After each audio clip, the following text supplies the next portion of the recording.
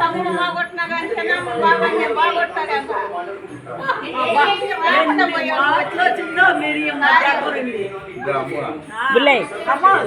ఎన్ని మాటలు రాయాలన్నా వచ్చిందిగా నువ్వు వచ్చావా నాయకుడు బయట వస్తాయి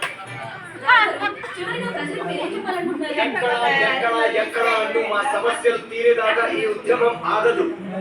రాజనే నేను భారత రాజ్యాంగం పట్ల అంతక్కర్లేదు కట్ చేసేసుకోండి.